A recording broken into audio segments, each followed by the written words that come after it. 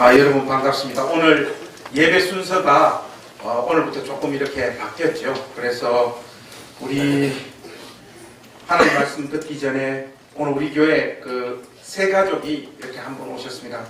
우리 김정은 사모님 친동생이신데 이름이 김영은이시죠. 안영은 또 있고 김영은 또 있고 조금 이따가 김관성 또 한 명 왔으면 좋겠습니다. 어쨌든 오늘 같이 예배 드리고 또 우리 교회 이렇게 처음 방문해 주셔서 감사합니다. 우리 여기 앞에 계신데 우리 박수로 한번 환영하겠습니다.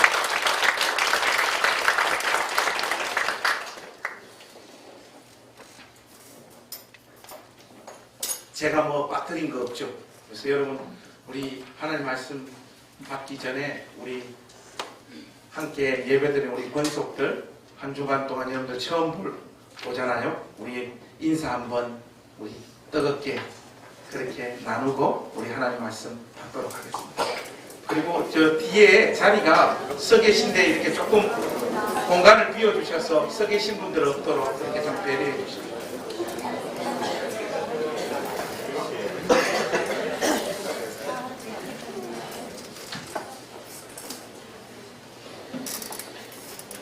오늘 여러분들에게 하나님 말씀을 이렇게 전하려고 강단에 서면서 마음이 이렇게 저렇게 참 무겁습니다.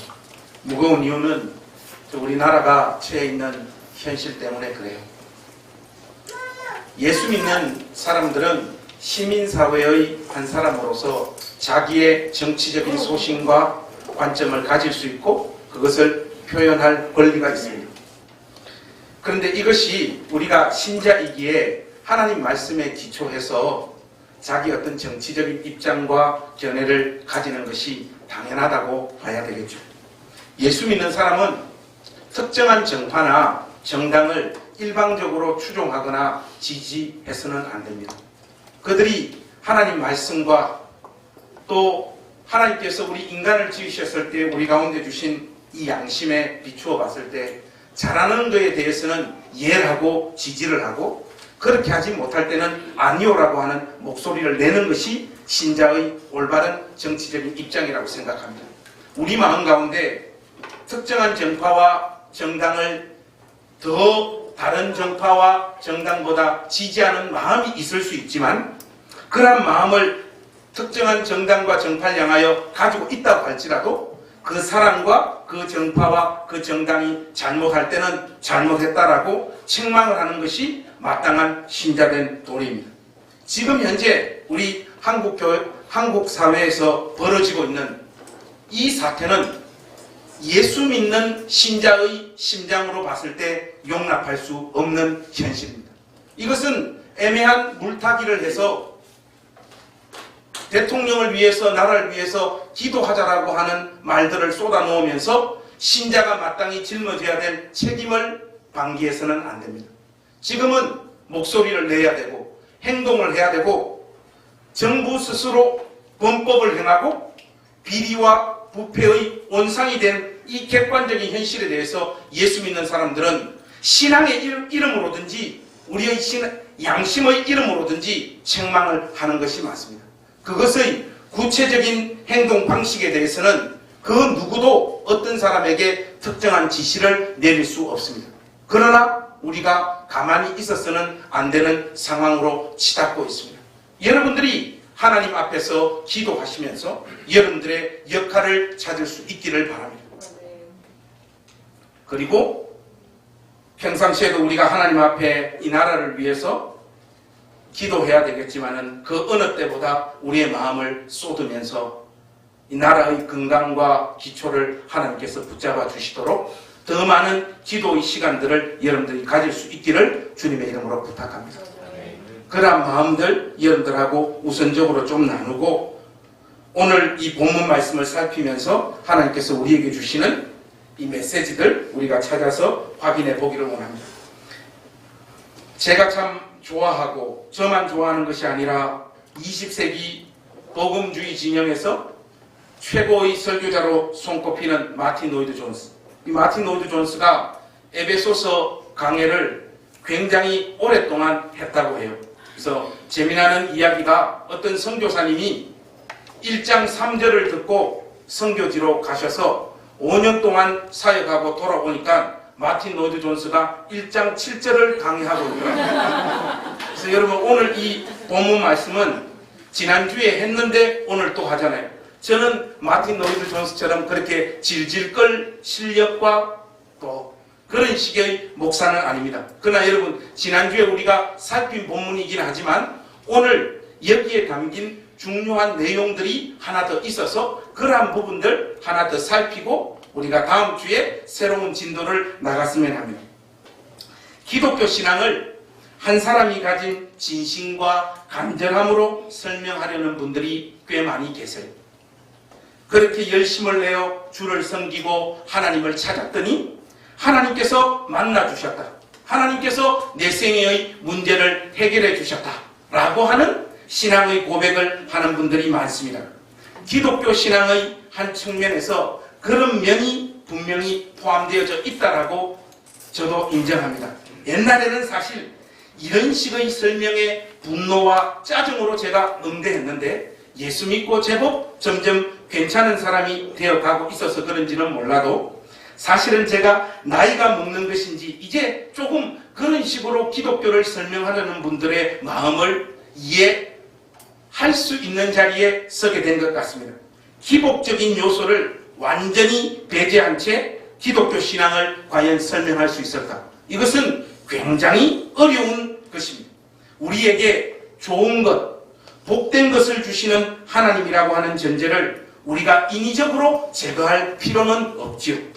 그런데 기독교가 이처럼 인간의 열심과 정성을 하나님 앞에 쏟아놓은 각자의 비율에 근거해서 복을 받고 안 받고로 설명하는 것은 결국에는 기독교 신앙의 근간을 흔드는 설명이요 일이 되어진다는 사실을 여러분들이 기억하셔야 됩니다. 기독교 신앙은 인간의 정성과 열심을 하나님 앞에 쏟아놓는 것보다 훨씬 더 큰 것이라는 것을 여러분들이 아셔야 됩니다. 하나님은 우리가 하나님께 아무런 관심이 없는 인간이었을 때, 아니 하나님과 원수가 되었고 하나님의 생각에 적대적인 가치관과 생각을 가지고 살았을 때 아무 조건 없이 우리를 찾아오셔서 우리의 영혼의 어두운 눈을 열어주셔서 예수님이 우리의 구주이신 것을 확인케 하는 은혜를 우리 삶 가운데 베풀어 주신 분입니다. 아무런 조건 없이 우리를 찾아오신 분이라는 것을 여러분들이 기억하셔야 된다 이 말이에요. 존 스토트라고 하는 사람이 오늘 이 본문, 특별히 예수 믿는 자들을 잡아서 죽이러 가는 사울의 모습과 관련해서 그에게 덮친 하나님의 은혜를 빌립보서 3장 12절 말씀을 가지고 아주 재미나게 설명을 하고 있는 것을 보게 됩니다. 여러분들 빌립보서 3장 12절은 여러분들이 찾으실 수 있는 분들은 찾으십시오. 제가 한번 이 말씀 읽어드리겠습니다. 여기에 보면 내가 이미 얻었다 함도 아니요 온전히 이루었다 함도 아니라 오직 내가 그리스도 예수께 잡힌 바 된 그것을 잡으려고 달려가노라 이렇게 나옵니다. 이 12절에 보면 어떤 표현이 나와 있는가 하면 잡힌 바 된 그것이라고 하는 표현이 나오죠. 헬라어로 카탈람바노, 잡았다, 붙잡았다 이런 뜻이 되는데 존 스토트가 아마도 이 구절은 다메섹으로 가서 예수 믿는 자들을 단 한 명이라도 체포하기 전에 사울이 한 명이라도 체포하기 전에 예수님께서 먼저 사울을 체포하셨다라고 하는 말씀일 가능성이 많다. 이렇게 이 말씀을 설명하고 있습니다. 그의 주장이 옳고 그르고를 떠나서 참 인상적인 설명인 것은 틀림없습니다. 하나님께서는 자기의 신앙과 자기의 생각과 자기의 열심에 완전히 장악된 예수 믿는 자들을 죽이는 것만이 하나님을 향한 자신의 충성과 헌신의 마음을 온전히 표출하는 것이라고 생각했던 사울을 단숨에 꺾어버리는 장면을 오늘 우리는 이 본문을 통해서 이렇게 만나게 됩니다. 하나님께서는 우리 생에 대한 이니셔티브를 먼저 쥐고 계신 분이라는 것을 여러분들이 기억하셔야 됩니다. 예수를 믿는 이 일에 있어서 우리는 우리 스스로의 의지나 결단이 1차적인 원인이 아니었다는 것을 한평생 기억하고 살아야 됩니다. 하나님의 선행하시는 은혜가 우리 안에 역사된 그것의 결과가 예수를 나의 구주와 주님으로 믿습니다라고 하는 고백으로 터져나오게 된 사실을 여러분들이 기억하셔야 된다, 그 말이에요. 근데 여러분, 참 놀라운 것이 하나 있어요. 우리 각자들이 예수를 믿게 된 과정과 동기와 이유가 전부 다 다르다는 것이에요. 교회에서 조금 별난 분들의 특징이 한 가지 있습니다. 그건 뭔가 하면 자기 경험을 가지고 상대방을 항복시키려고 한다는 것이에요. 그런데요, 삶과 신앙, 특히 회심에 있어서 각 사람이 경험하는 은혜는 전부 다 다릅니다. 전부 다 달라요. 자기의 경험을 가지고, 자기가 예수님을 만난 경험을 가지고 다른 사람에게도 적용시키고 적용할 수 있다라고 하는 발상과 생각 자체가 굉장히 위험한 것이다, 이 말입니다. 내게 적용되어진 현실이 상대방에게는 전혀 먹혀들지 않을 수 있다는 것, 이것이 기독교 신앙의 신비입니다. 저 같은 경우에는 여러분들 잘 아시다시피 예수 안 믿는 형님이 도둑질 이제 그만하라고 두들겨 패서 교회 안 가면 때려 죽이겠다라고 한 그 이유 때문에 교회를 가고, 전 세계 최초로 예수 안 믿는 사람에게 전도를 받아 목사가 된 유일한 사람이 저 아니겠습니까? 이 신비에, 또 여러분 중에는 부모님이 어릴 때부터 믿어서 여러분들도 자연스럽게 교회에 나가게 되었던 분들이 어찌 하다가 여기까지 오신 분들도 계실 것이고요. 이런 부분만 다른 것이 아니라 하나님 앞에서 궁극적으로 꺾여진 이유도 우리는 전부 다 다릅니다. 저 같은 경우에는 이미 중고등부 시절부터 약간 삐딱했습니다. 그때부터 예수 믿고 복 받으라 라고 하는 말들이 구라와 같이 느껴졌어요. 그래서 목사님 설교에 잘 은혜를 못 받고 늘 괴로웠던 마음을 가지고 살았던 사람이 저입니다. 꽤 오랫동안 저의 신앙의 여정에는 기쁨과 즐거움보다는 분투와 고뇌와 답답함과 풀리지 않는 수수께끼가 참 많았습니다.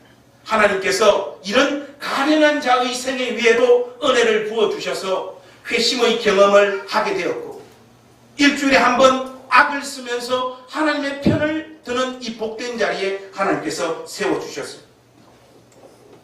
그런데 저처럼 회심의 경험을 가지는 종류만 있는 것이 아니라 심성이 착한 분들이 계시죠. 우리 교회 식구들 중에도 마찬가지입니다. 목사님이 하시는 말씀이시니 마치 순종해야지 하면서 오랜 동안 그 목사님 말씀 붙잡고 순종하여 전통적인 방식으로 하나님을 믿고 신앙생활을 해왔던 분들. 그런데 그렇게 오랫동안 믿었는데 왠지 속은 것 같다, 내가 뭔가 홀린 것 같다, 이런 의식들이 여러분들의 삶의 어떤 순간에서부터 찾아왔고, 그 고민의 자리에서 하나님께서 그 고민에 은혜를 부어주셔서 회심을 경험한 사람들도 있습니다. 우리 각자의 경험과 존재는 독특해요. 세상에 없는 유일무이한 존재이지 않습니까? 무슨 말인고 하니, 다른 사람들이 예수를 믿게 된 이유가 우리 각자에게는 납득이 되거나 설득이 안 되는 존재라는 것, 그것이 또한 기독교 신앙의 아주 오묘한 한 특징이 된다는 사실을 여러분들이 꼭 기억하십시오. 특히나 저같이 의심이 많은 사람들에게는 더 그렇습니다. 그런데 그것이 어떤 경로와 과정을 통해서 회심이라고 하는 경험이 우리를 찾아왔느냐와는 상관없이요, 한번 그리스도 예수님께 장악된 신자의 생애는 이해가 안 되고 괴롭고 이 신앙의 여정을 그만두고 싶은 마음이 수천 번 찾아오는데도 불구하고 이상하게도 이 예수 믿는 일이 나의 의지로 포기가 되어지지 않는다는 것, 이것이 참 희한한 기독교 신앙의 한 국면이에요. 이게 사람을 미치게 만드는 일인과 동시에 우리에게 주어진 하나님의 놀라운 은혜라는 사실을 여러분들이 기억하셔야 됩니다. 여러분들에게 여쭈고 싶은 것이 하나가 있습니다. 그것이 뭔가 하면, 여러분들은 예수를 믿고 나서 어떤 자책과 어떤 고민들을 주로 하면서 살고 있습니까? 무엇 때문에 여러분들 그렇게 괴롭고 힘들고 예수를 믿기는 믿는데 기쁨과 즐거움과 평강보다는 고민과 답답함과 한숨이 여러분 신앙생활의 주된 내용이 되어져 있냐 이 말이에요. 이것은 여러분들을 부정적으로 쪼으려고 하는 질문이 아니고 우리의 실존적인 현실이기 때문에 여러분들에게 그렇게 제가 묻고 싶은 것이에요. 무엇 때문에 여러분들은 자책하고 고민하게 되십니까? 이거 주관식으로 물어봐야 여러분들 중에 누가 설교 시간에 목사님 저는 이런 것 때문에 고민합니다. 이런 것 때문에 괴롭습니다. 라고 이야기를 하겠습니다. 여러분 알다시피 저하고 오래 사귄 사람들은 다 알듯이 우리 목사님이 생긴 것보다는 사람이 착하다. 이런 평가들이 교회 거의 99% 그렇게 하고 있다라고 제가 알고 있습니다. 그래서 여러분들의 고민을 제가 몇 가지로 이렇게 틀을 한번 만들어 와봤어요. 여러분들의 고민과 자책은 뭐 때문에 발생되어지는 거예요? 1번, 예수를 믿고 사는 것이 내 생에 아무짝에도 솔직히 도움이 안 되는 것 같아요.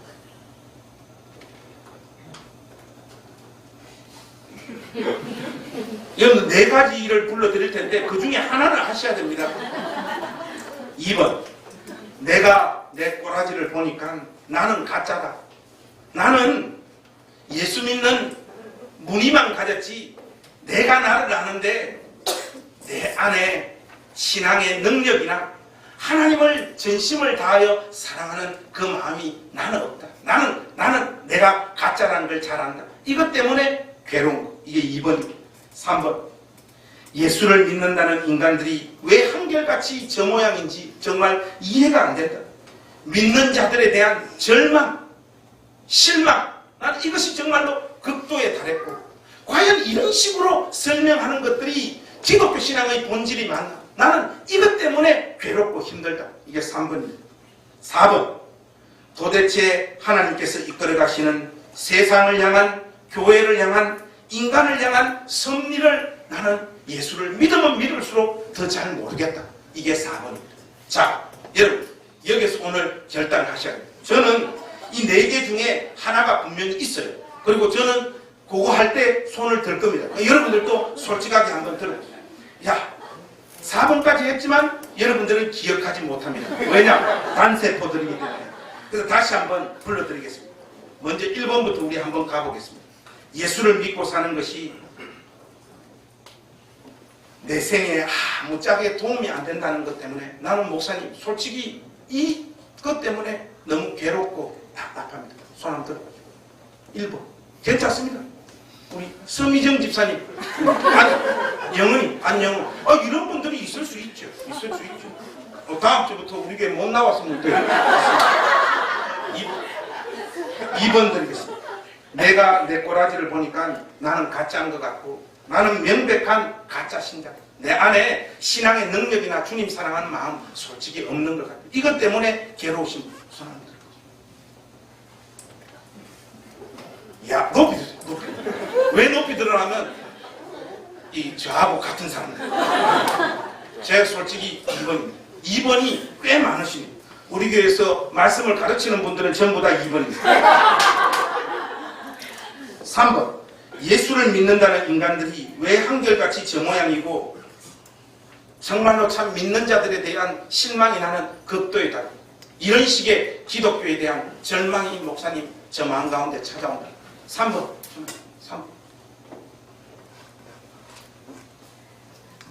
역시 서울대야. 저는 3번도 솔직히 좀 있어요. 이 말이 뭔가 하면 중계하고 저하고 같은 레벨이에요. 4번, 도대체 하나님께서 이끌어 가시는 세상을 향한, 인간을 향한 섭리를 나는 잘 모릅니다. 이것이 목사님 저의 신앙적인 고민입니다. 4번이 있습니까? 4번도 꽤 많이 계십니다. 우리 교회 전사님들은 거의 다 4번이십니다. 우리는 누구나 이런 것들로 머리를 뜯고 살아갑니다. 각 사람마다 고민의 지점이 전부 다 조금씩 다르죠. 이런저런 답을 추구하고 내뱉어 보지만 거의가 시원치가 않습니다. 해결되거나 이해되지 않은 상태로 시간과 세월은 그렇게 흘러갑니다. 그래서 답답하고 더 괴롭지고 예수를 믿으면 믿을수록 더 괴로운 마음들이 우리 마음을 장악하는 것이 솔직한 현실입니다. 그런데 그런 와중에도 놀라운 현실이 항상 우리를 따라옵니다.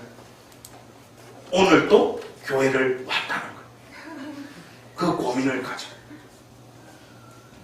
예수를 믿는 일이 여러분들의 의지로 결정된 것이 아니듯이 예수님을 믿는 이 일을 포기하는 것도 여러분의 의지로 되어지는 일이 아니라는 거예요.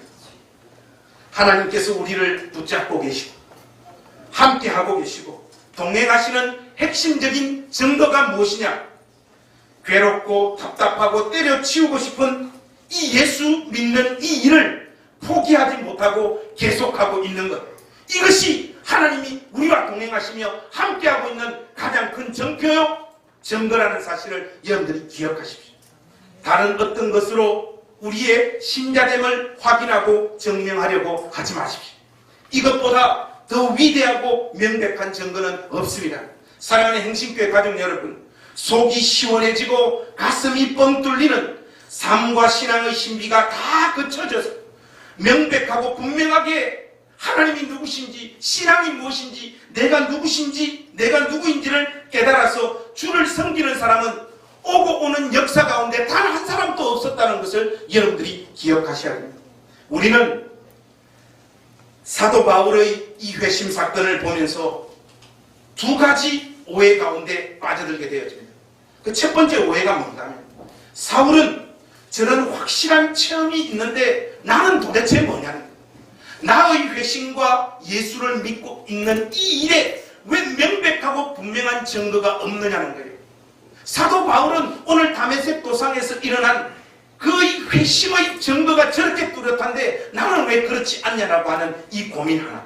이거 여러분들 오해고, 또 하나의 오해는 뭔가 하면, 하나님께서는 이 사도 바울과 같은 그에게 무언가 특별한 자질과 능력이 있어서 하나님의 특별한 목적과 뜻을 위해 그를 불렀다는 거예요. 그러나 나는 그렇지 않다라는 거예요. 이 장면을 여러분도 우리가 한번 자세히 들여다볼 필요가 있습니다. 다메섹으로 가는 사도를 하나님은 오늘 완전히 꺾어버리시죠. 가만 보면 회심 이후의 사도의 고백 속에 계속해서 당기게 될 내용을 그에게 만드시고 있다는 것을 우리가 확인할 수 있습니다. 여러분들 오늘 본문 말씀에 특별히 중요한 구절은 4절과 5절 말씀입니다. 제가 한번 읽겠습니다. 땅에 엎드러져 들음에 소리가 있어 이르시되 사울아 사울아 내가 어찌하여 나를 박해하느냐 하시거늘 대답하되 주여 누구시니까 이르시되 나는 내가 박해하는 예수라.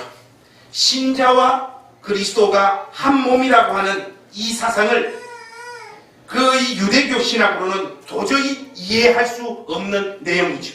사울은 그를 찾아오신 하나님으로 말미암아 율법을 지킴으로 그것을 자기의 의로 삼는 유대교 신학의 종말과 한계를 선언할 수밖에 없는 지점으로 내몰리고 있습니다. 자기가 그토록 확신하고 자랑해왔던 그 신앙과 그 신앙의 체계가 다 거짓임을 고백할 수밖에 없었고, 빌립보서의 표현을 빌리자면 그 모든 것을 전부 배설물같이 여긴다라고 선언하는 자리로 내몰리고 있다 이 말이에요. 여러분들이 잘 아시는 C.S. 루이스가 이것을 이렇게 표현합니다. 여러분 한번 들어보십시오. 하나님은 누구시냐? 하나님은 물고기를 갖고 노는 위대한 낚시꾼, 쥐를 쫓는 고양이, 여우에게 다가가는 한때의 사냥개들, 그리고 마지막으로는 책략을 써서 장군이야! 이렇게 선언하는, 즉 상대방을 가장 불리한 위치로 몰아넣는 초인적인 채석꾼이시다. 이렇게 이야기하고 있습니다. 자기가 자랑했던 모든 것이 사실은 아무것도 아니었음을 고백하는 자리에 사도는 서게 되고 있다 이 말이죠. 문제는 그에게 무언가 특별한 자질과 능력이 있기 때문에 그를 특별하게 사용하시려고 하나님께서 그를 구분하여 남다른 초월적 회심의 경험을 하게 하셨다라고 대부분의 신자들이 그렇게 생각한다 이 말이에요. 정말 오늘 본문을 보면 그것이 참 극적이고 놀랍습니다. 그렇지 않습니까? 보편적인 경험은 아니지 않습니까? 여러분 회심할 때 이런 경험 해보셨습니까? 거의 없잖아요. 그의 회심은 정말 극적이며 명명백백한 부인할 수 없는 체험입니다. 또 그를 부르사 그를 이방인의 사도로 사용하시려는 하나님의 분명한 계획이 있었음도 맞는 이야기입니다. 그러나 그것이 사도 바울 자신에게 남다른 재능이나 능력이 있어서 그를 부르신 것이 아니라는 사실을 여러분들이 기억하십시오. 이 부분을 여러분들이 오해하시면 안 돼요. 이 부분에 오해에 사로잡히면 안 되는 이유가 뭔가 하면 그것이 끊임없이 여러분들을 자책하게 만들고 초라하게 만들고 비참하게 여러분들의 마음의 상태를 끌고 가기 때문에 그렇습니다. 부끄러운 이야기지만 저도 이런 식의 극적인 체험을 해보고 싶었습니다. 군대에서 제대하고 저는 부모님이 계시는 고향집으로 바로 내려간 사람이 아닙니다. 저는 방위를 나온 사람이 아니에요. 최전방 6사단에서 현역으로 군복무를 마친 사람입니다. 그 제대하고 집으로 가는 날 고향으로 바로 내려가지 않고 저는 오살리 금식기도원으로 바로 내려갔습니다. 아무리 하나님을 믿으려고 해도 솔직히 확신이 안 되는 거예요. 이제 입학하면 신학교 3학년 전사로 입학을 해야 되는데 그때까지 저는 솔직히 제가 하나님을 믿고 있는지 안 믿고 있는지 정말로 하나님을 확신하고 있는 존재인지에 대한 확신이 저 가운데 없었어요. 그래서 여러분 오살리 금식기도원 가니까 오살리 기도원이면 참 좋은데 금식기도원이잖아요. 3일 동안 굴에 들어가서 3일 동안 금식하면서 하나님 앞에 울부짖고 기도했습니다. 하나님, 저를 한 번만 만나주세요. 음성을 한 번만 들려주세요. 아니면 환상으로 정말로 하나님 살아계신 걸 한 번만 보여주세요. 약속하신 하나님, 단호하게 거절하셨습니다. 3일 동안 밥만 굶어가지고 힘들고 고통스럽기만 한 경험밖에 없었습니다. 이런 저의 경험에 비하면 사도의 이 경험은 정말로 놀라운 것이지 않습니까? 누구나 다 한번 이런 식으로 하나님을 만나봤으면 하는 마음들이 우리들 가운데 있는 것이 사실이잖아요. 그러니까 우리의 인식에는요, 이런 생각들을 떨쳐버리지 못하는 거예요. 역시 크게 사용할 인물은 부르시는 장면도 참 멋지고 극적이다. 그런 생각들을 우리는 끊임없이 하는 것입니다. 여기에서 우리는 오류를 범하는 거예요. 우리의 느낌과 생각을 근거로 해서 자꾸 이런 식의 추론을 해가서는 안 되고요. 사도 자신이 어떤 고백을 하고 있는가를 우리가 한번 찾아서 확인해 봐야 됩니다. 여러분, 우리 이 부분은 중요하니까 말씀을 한번 열어보십시다. 어디로 가시는가 하면 디모데전서 1장 12절에서 15절 말씀으로 한번 가보십시다.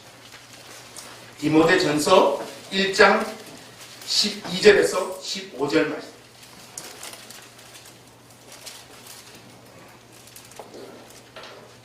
우리 교독하지 말고 다이렉트로 우리 한 소리로 한번 쭉 12절부터 한번 같이 읽겠습니다. 시작. 나를 능하게 하신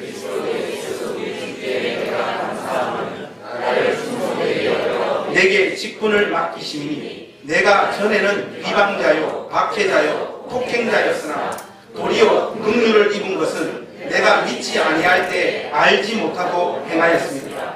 우리 주의 은혜가 그리스도 예수 안에 있는 믿음과 사랑과 함께 넘치도록 풍성하였도다. 밑보다 모든 사람이 받을 만한 이 말이여, 그리스도 예수께서 죄인을 구원하시려고 세상에 임하셨도다 하였도다. 죄인 중에 내가 괴순이다.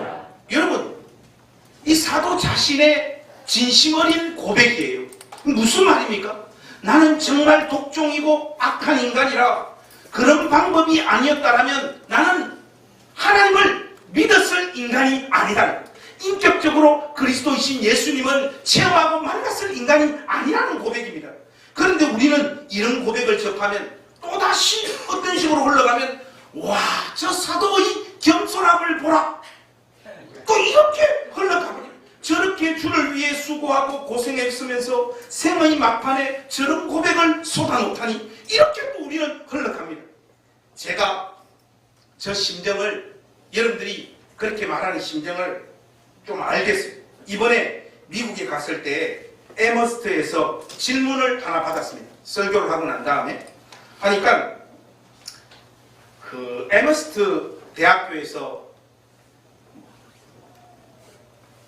별을 전공하는, 별이 아니고 천문 뭐 이런 걸 전공하는 이 박사 과정에 있는 아주 똑똑한 형제가 저보고 목사님 질문이 하나 있다고. 질문. 그래서 뭔가 하니까 목사님의 책을 쫙 읽어보고 설교를 자기가 오기 전에 싹 다 들었대요.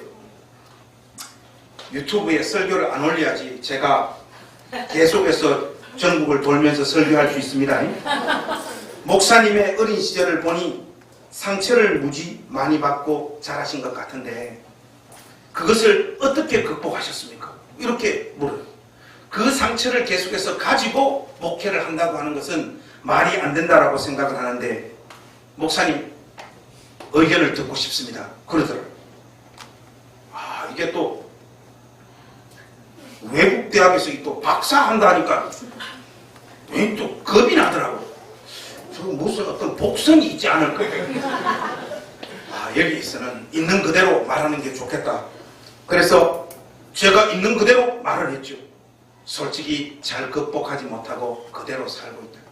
우리 아버지 정도는 아니지만은 아버지한테 받았던 상처로 아내를 힘들게 하고 괴롭게 하는 것은 여전히 저 가운데 있다.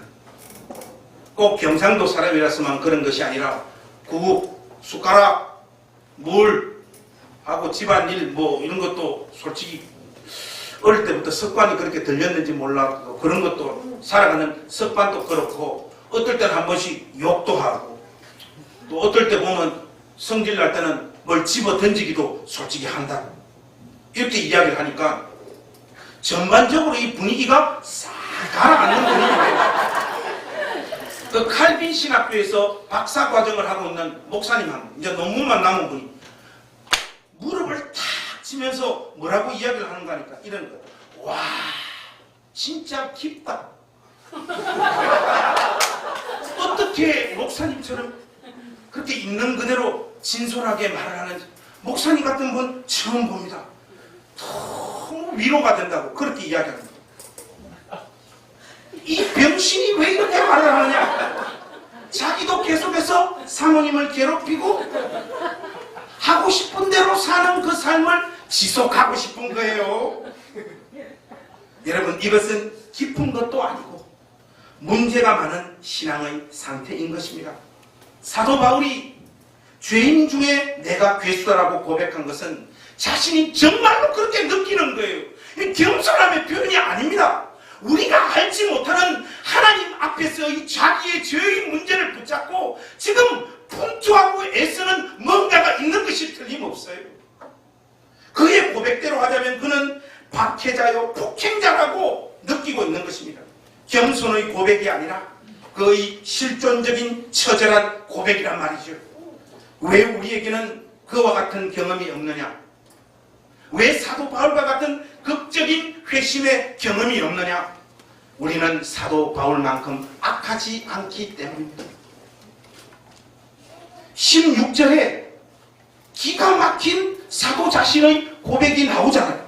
디모데전서 1장 16절에 여러분 제가 한번 읽겠습니다. 여러분 눈으로 좀 따라오십시오. 뭐라고 고백하고 있는가 하면 그러나 내가 긍휼을 입은 까닭은 예수 그리스도께서 내게 먼저 일체 오래 참으심을 보이사 후에 주를 믿어 영생 얻는 자들에게 본이 되게 하려 하시며. 여러분 이것이 사도 바울의 진짜 마음이에요. 하나님께서 나 같은 것을 부르사 사도도 삼으시고 그분의 영광스러운 복음을 위하여 수고하는 자리로 부르셨다면 여러분들은 훨씬 더 나은 사람들이고 가능성이 있는 사람들이고 복된 존재들이지 않습니까 하는 고백이잖아요. 와, 저는 쓰레기 같은 인간도 부르셔서 하나님 일에 동참시키는 분이 하나님이시라면 나도 소망이 있구나. 여러분 이 말씀을 이렇게 받아들여야지 제대로 이해하는 것입니다. 바로 이 역할을 사울은 맡고 있는 것이에요. 그의 능력, 그의 자질, 그의 준비, 그의 지성, 이런 것 때문에 주님께서 그를 부르신 것이 결단코 아닙니다. 하나님은 인간의 재능과 능력을 필요치 하지 않습니다. 지극히 평범한, 아니 평균 이하의 사람들도 하나님의 능력에 붙잡히게 되어지면 능력 있고 탁월한 종으로 쓰임받을 수 있는 것이지, 그 사람이 가지고 있는 태생적인 자질과 능력 때문에 하나님께서 그를 부르셔서 그를 사용하는 것이 아니에요. 우리 교회 중창단 성가됩니까? 여하튼 참 잘하지요. 정말 잘합니다. 오늘 또 뒤에서 들으면서 참 놀라워요. 어쩌면 연습을 이렇게 안 하면서도 매주 이런 찬양을 저렇게 잘할 수 있는지 정말로 기적에 가까운 일입니다. 우리 배 지사님이 신경질을 많이 내서 이렇게 잘하는 거예요. 그런데 저 역시 오랫동안 성가대를 했고 심지어 중창단 단장을 했던 사람입니다. 믿습니까? 정말입니다. 울산에 학원선교연합회라고 있어요. 이 고등학교, 울산에 있는 정고등학교가 각 학교에 선교단이 있는데, 예수 믿는 애들, 그 전체 선교연합회에 제가 회장이었습니다. 제가 맡았던 선교단은 에바다 선교단이었어요. 제가 그 에바다 선교단의 단장도 맡았고요. 대회가 열리면 모두 열심히 준비해서 출전을 합니다. 그래서 매해 10대들의 찬양이라고 저희들이 그 경연대회를 해서 거기서 남긴 수익금으로 심장병 어린이들도 돕고 했던 그런 단체였어요. 우리 에바다 선교단도 참 열심히 했습니다. 그런데 상을 한 번도 타지를 못했어요. 아무리 연습을 많이 해도 안 되는 거예요. 그 이유가 뭐냐? 우리 선교단에 들어오는 아이들의 수준이 형편이 없는 거예요.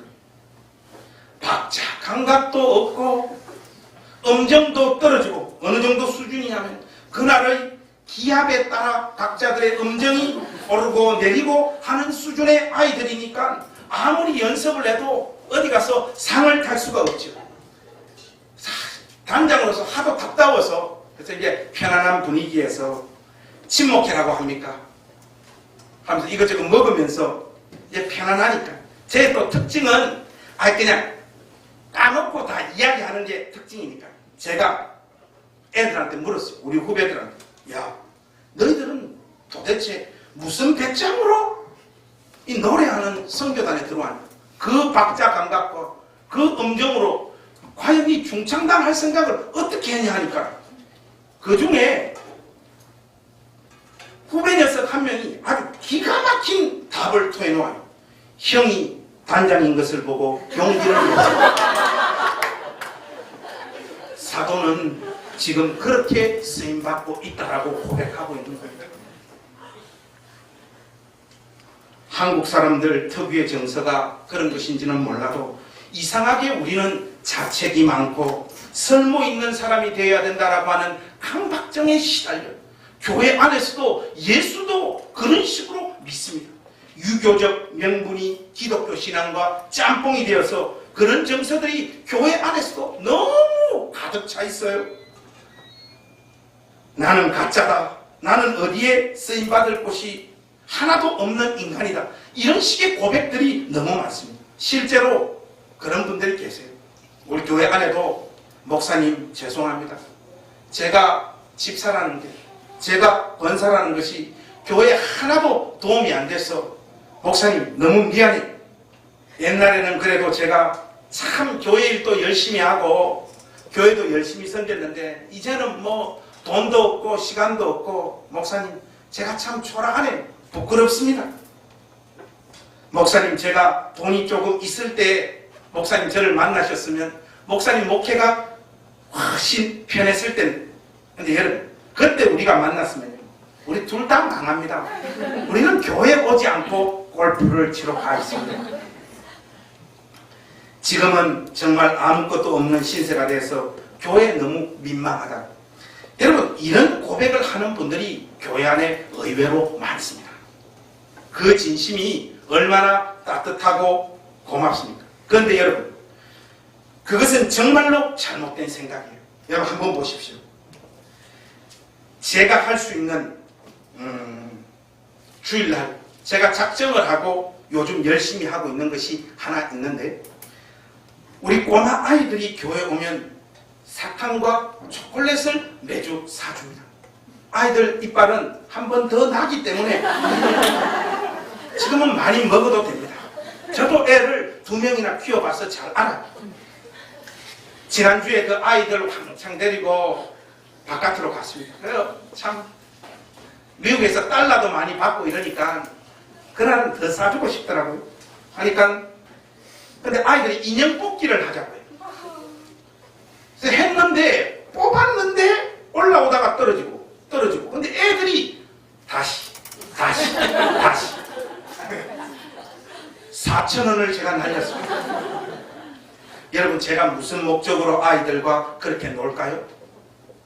솔직히 아무 생각이 없습니다. 그냥 애 새끼들 성경 공부하는데 좀 조용히 하라고 그냥 애를 끌고 나가는 거지, 그게 뭐 대단한 목적이나 계획이 있는 것은 아니에요. 저에게는 아이들하고 노는 이 일은 고통이요 눈물입니다. 저는 아이들을 별로 좋아하지 않습니다. 매주 쇼를 하는 것이 저에게는 힘이 들어요. 우리 집사람이 잘합니다. 그런데 정말 놀라워요. 저는 아무 생각 없이 그렇게 매주 아이들에게 초콜릿을 사주고 사탕을 사주고 있을 뿐인데, 그것이 아이들의 영혼에는요, 교회는 좋은 곳이다, 좋은 사람들이 있는 곳이고 교회 가면 행복하다라고 하는 생각들을 집어넣는 것 같아요. 왜냐하면 제가 우리 집사님들 이야기를 들어보니까 그중 뭐 바빠서 교회를 못 간다고 하니까 나 교회 갈 거야, 목사님 보러 가야 돼. 내가 막 울고 난리가 났다는 거예요. 아이들은 벌써 아는 것입니다. 주의 종하고 친하게 지내면 복을 받는다는 거예요. 여러분들의 신앙적인 움직임 하나하나가 보잘것없어 보이고 뭔가 좀 멋지고 괜찮게 주님을 섬겨보려고 하는 마음 제가 잘 압니다. 그러나 여러분, 그런 날은 오지 않습니다. 이미 여러분 모두는 주 안에서 각자의 역할을 제대로 감당하고 있는 사람들입니다. 이 사실을 믿으십시오. 여러분들의 사소한 말 그 한마디가 한 영혼에게 용기를 불러일으키고요, 여러분 눈으로 다 확인하지 못하는 열매들을 양산하고 있다는 것을 믿으셔야 합니다. 하나님께서 회심을 일으키시고 하나님께서 붙잡고 있는 그 어떤 신자의 생애도 무익한 생애는 없다는 것을 여러분들이 기억하셔야 됩니다. 제가 미국에 있는 동안 정말 여러분들이 보내준 그 카톡 말 한마디 한마디 얼마나 많은 감동을 받고 참 여러분들이 고마웠는지 몰라요. 근데 여러분들이 저에게 문자를 보내주실 때 뭐 별 생각을 가지고 한 건 아니잖아요. 아, 목사님 오늘 왜 이렇게 말이 기노?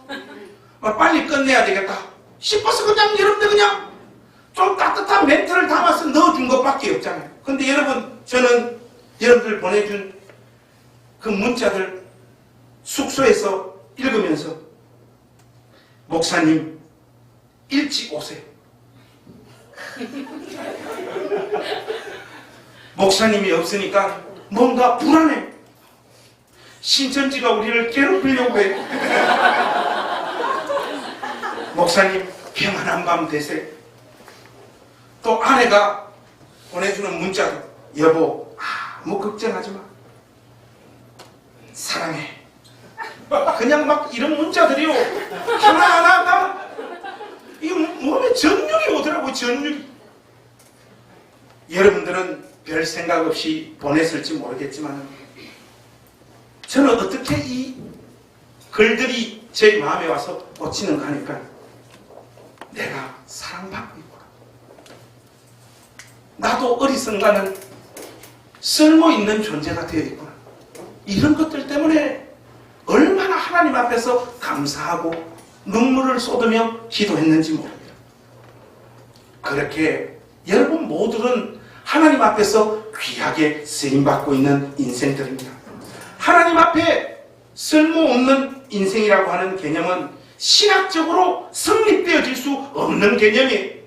우리는 하나님께서 어떻게 우리를 사용하고 계신지에 대해서 다 알지 못하고 다 보지 못하고 다 느끼지 못합니다. 숨겨져 있는 여러분들의 생의 신앙적인 가치를 여러분 자신도 모른다고요.